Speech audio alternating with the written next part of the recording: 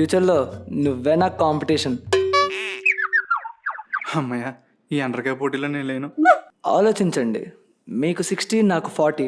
First priority మీకే. నువ్వు అడుక్కొని తెచ్చి అడ్డమైన కూరలు అమ్మడానికి నాకేం అభ్యంతరం లేదు, కానీ మా కనకాన్ని ఒప్పుకోడేమో. ఇప్పుడు దాకా పెద్ద పత్తిదిగా ఎలా మాట్లాడు? ఎలాగో నన్ను ఎర్రేంటర్గా ఆయన డిసైడ్ చేశారుగా. నువ్వు పాచిపోయిన పాతకోలు రీమిక్స్ చేసినప్పుడే నువ్వు ఎంత ఎత్తవో నాకు అర్థమైంది.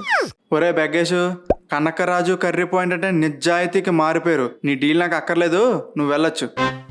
పోనీ నాకు 30, మీకు 70, ఓకేనా? హా, నీ కొత్తిమీర ఈసారి మాటలతో చెప్పను. Okay bye. నేను తర్వాత ఫోన్ చేస్తానులే. రేయ్, ఇలా నిజాయితీగా ఉంటే ఇంకా 5 స్టార్ హోటల్ పెట్టినట్టే.